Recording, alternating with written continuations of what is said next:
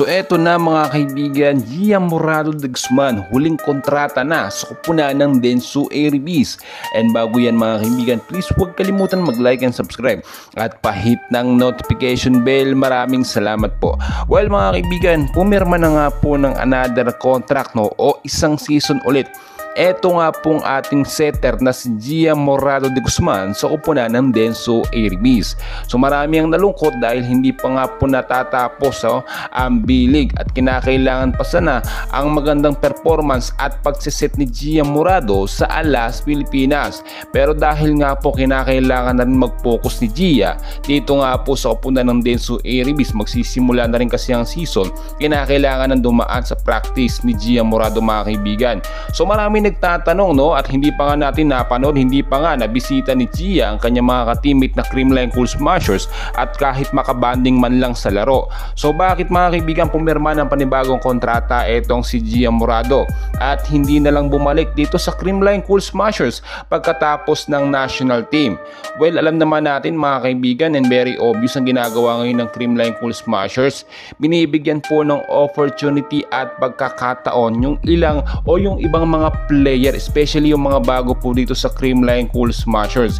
Hindi naman kasi lifetime talaga na mag-i-stay etong mga star player ng Creamline. Si Alyssa Valdez, alam naman natin ilang taon na rin siya at malapit na rin magretiro sa Creamline. Kaya hindi na nakakapagtaka na hindi siya nakakapaglaro at minibigyan ng pagkakataon ng ibang mga player.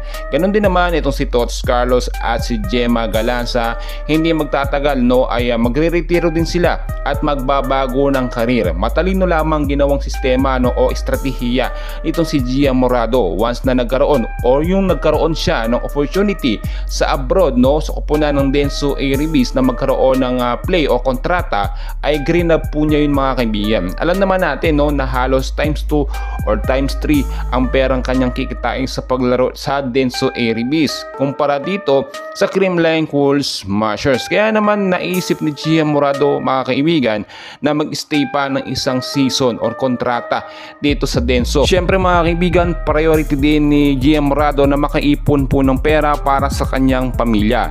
Pero syempre ayon na rin sa ating nakuhang updates na huling kontrata niya na ito mga kaibigan at magbabalik siya muli sa Creamline Cool Smashers. Ano man po ang maging desisyon ni Gian Morado, mananatili siyang pinakamagaling na setter ng Creamline Cool Smashers. So hindi na tayo dapat magtaka ngayon dahil kung titignan po ninyo as of now, ang train po na ginagawa o pagka-train po na ginagawa ni Coach Sharon Meneses dito nga po sa Creamline Cool Smashers, kung sino yung available, siya dapat ang magpursige. Kilala nila ang mga sarili nila at alam natin may magagawa sila. Hindi na kailangang hintayin pa ang mga star player para lamang umusad ang Creamline Cool Smashers. Pero magandang balita mga kaibigan, magkakasama-sama muli etong si Gia, si Tots, si Gemma Galanza at si Gian Morado de Guzman balang araw mga kaibigan. So abang-abang lamang tayo sa mga updates and please huwag kalimutan mo na mag-like and subscribe. Maraming salamat po.